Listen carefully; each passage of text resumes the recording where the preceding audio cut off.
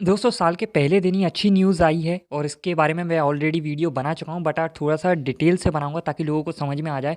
और पहले ही बता दिया गया था कि 1 जनवरी को जो ब्लैक होल मिशन है वो लॉन्च किया जाएगा। मिशन का नाम है XPOSAT करके है, तो इसे सफलतापूर्वक लॉन्च कर दिया गया है। इसे एक्स-रे पोलारीमीटर सैटेलाइट बोलेंगे, ठीक है? और इसे आंध्र प्रदेश के श्रीहरिकोटा में सतीश धवन अंतरिक्ष केंद्र से लॉन्च किया गया है। और आपको ये भी बताया था मैंने कि ऐसा करने वाला भारत दूसरा देश बन गया है। पहले यूएसए है, दूसरे नंबर पे हम हैं। तो इसमें क्या होगा कि ब्लैक होल और न्यूट्रॉन सितारों का अध्ययन किया जाएगा। इसमें 2 पेलोड हैं, जिसमें से पहला है POLIX जिसे बोलेंगे एक्स रे पोलेरीमीटर। दूसरा है आपका XSPPECT जिसे हम एक्स रे स्पेक्ट्रोस्कोपी और टाइमिंग ये बोलेंगे। जो पोलिक्स है उसे यानी POLIX इसको रमन रिसर्च इंस्टीट्यूट द्वारा विकसित किया गया है और जो XSPECT है इसे URSC के स्पेस एस्ट्रोनॉमी ग्रुप द्वारा तैयार किया गया है। अब मेन चीज़ है ऑब्जेक्टिव्स, वो भी मैं थोड़ा सा अभी बाद में थोड़ा क्लियर करूंगा ढंग से। तो पहले इसमें है कि XPOSAT लगभग 50 ब्रह्मांडीय स्रोतों से आने वाली एक्स रे के ध्रुवीकरण को मापेगा। अब ये ध्रुवीकरण क्या है और ये सब क्या है मैं बताऊंगा। तो ये पहला वाला था पेलोड क्या करेगा। दूसरा जो है वो क्या करेगा कि ऊर्जा बैंड 8 से 30 केईवी ये मात्रक है में थॉमसन स्कैटरिंग को POLIX पेलोड द्वारा मापा जाएगा। अब दोस्तों चैलेंज क्या है? आपको पता होगा कि जो आपका ब्लैक होल होता है, इनसे लाइट तो बाहर आती नहीं है। आपको ये भी पता होगा ब्लैक होल बनता कैसे है, मैंने पिछली वीडियो में सब बता दिया है। तो ब्लैक होल से जब लाइट भी नहीं आती, कुछ भी बाहर नहीं आता, तो हम कैसे उसके बारे में पता करें? क्योंकि उसके पास जाएँगे तो उसकी ग्रेविटी इतनी ज़्यादा होती है कि वो खींच लेगा आपको अपने अंदर, तो आप पास भी नहीं जा सकते। तो क्या होता है कि वो जो है रेडिएशन देता है, एक्स-रेज़ वग़ैरह उससे निकलती रहती हैं। उसके ज़रिए हम पता लगाएँगे कि ये कितनी दूर से आ रही हैं और बहुत सारी चीज़ें होती हैं, वो सब हम पता लगाएँगे। सबसे मेन बात आती है एक्स-रेज़ का ही यूज़ क्यों किया गया है? क्योंकि एक्स-रेज़ जो होती है बहुत लंबी दूरी ट्रैवल कर पाती हैं। तो अगर कोई ब्लैक होल वग़ैरह है, ये बहुत दूर है, तो भी वो हमारे तक पहुँच जाएँगी और उसके ज़रिए हम पता लगा लेंगे ये कहाँ से आ रही है।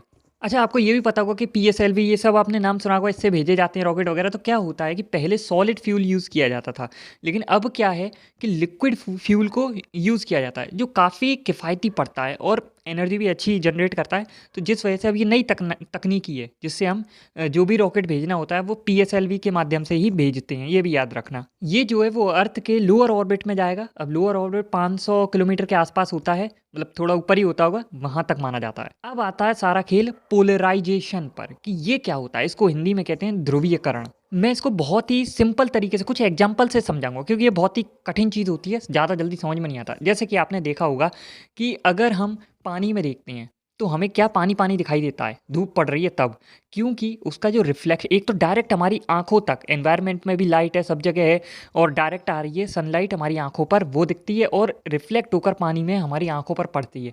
तो डबल पड़ती है हमारी आंखों पर लाइट, जिससे क्या होता है कि हमारे जैसे हम बोलते हैं चौंधा पड़ रहा है, जिस वजह से हमें क्लियर दिखाई नहीं देता पानी के अंदर की चीज़। तो उसके लिए हम क्या करते हैं, चश्मे ऐसे गॉगल्स होते हैं, जिससे क्या होता है कि जो रिफ्लेक्शन आ रहा है वो मिनिमाइज हो जाता है, जिस कारण से हमें पानी के अंदर की चीज़ें भी क्लियर विजिबल होने लग जाती है। जब लाइट के आगे शीशा या मिरर या कुछ भी ऐसा कांच लगता है, तब क्या होता है कि वो जो है लाइट अपनी दिशा बदलती है, उसकी फ्रीक्वेंसी और एनर्जी में भी बदलाव आता है। ये जो एक पेलोड बताया था मैंने पॉलिक्स करके, ये यही काम करेगा। ये क्या करेगा, न्यूट्रॉन वगैरह हो गया और इनसे निकलने वाली जो भी एनर्जी है इनको कई लेयर में बांट देगा, जिससे हम उससे जो रेज आ रही हैं उसके माध्यम से बहुत सी जानकारी प्राप्त कर लेंगे कि ये कहाँ से आई है, कितना टाइम लगा है, कितनी दूर था ये तारा वगैरह जो भी है, ब्लैक होल वगैरह। तो पहले पेलोड से हमने ये पता लगाया, ये एक एक्चुअली जो रेज आ रही थी उसको आइडेंटिफाई करने की कोशिश की पहले पेलोड से, और दूसरा पेलोड ये बताएगा, इसके बारे में जानकारियाँ देगा कि ये कितनी दूर है, कैसा है ऑब्जेक्ट, और भी बहुत सारी चीज़ें। आपको पता होगा कि जब हम चेकअप करवाते हैं बॉडी का, तब भी हम यूज़ करते हैं एक्स रेज़ का, क्योंकि जब ये किसी भी बॉडी के पार होती है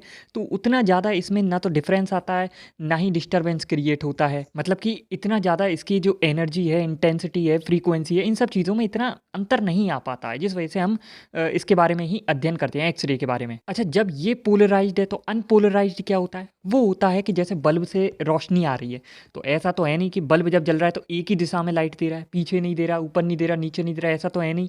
वो सब जगह ही लाइट देता है, सभी डायरेक्शन में एमिट करता है लाइट को, तो उसी को कहते हैं अनपोलराइज्ड लाइट। सन भी एक उसका एग्जांपल है। ऐसा तो नहीं है कि सन के पीछे कह दें नहीं यार उधर ही अंधेरा रहेगा, इधर इधर ही रोशनी दो बस बक्काटे से, वो सब जगह दे रहा है, तो इसलिए वो अनपोलराइज्ड लाइट है। तो जो हम ग्लास वगैरह यूज़ करते हैं या कई प्रणालियाँ यूज़ करते हैं, तो उससे क्या होता है, जो लाइट है वो जो एक ही ओरिएंटेशन वाली लाइन है, जो लाइट आ रही है, रेज़ आ रही है उसकी, उसी को ही पास होने देता है। एक और एग्जांपल लेते हैं, जैसे कि मान लो आपने एक हाथ से एक ज़ीरो बनाया, ठीक है?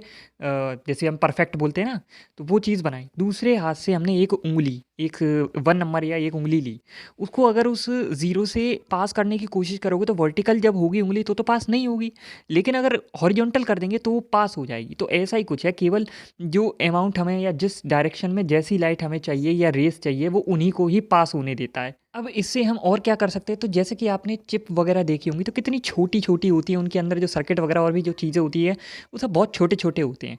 उसमें कहीं क्रैक आ गया, कुछ टूट गया, हमें कुछ दिखाई नहीं दे रहा, या कोई भी और चीज़ है जो बहुत ही छोटी चीज़ें होती हैं, तो उनको अगर हमें क्लियरली देखना है, तो हम क्या करते हैं कि वहाँ पर भी इसका यूज़ करते हैं पोलराइजेशन का, ताकि हम क्लियरली उसको देख सकें, उसमें कोई चमक-वमक ना आए, दिक्कत ना आए, जिससे हम क्लियरली उस ऑब्जेक्ट को देख सकें। इस मिशन से हमें केवल जानकारियाँ मिलेंगी और कुछ नहीं, तभी तो हम दूसरे नंबर पे हैं, क्योंकि कोई और ज़्यादा भेजता ही नहीं है।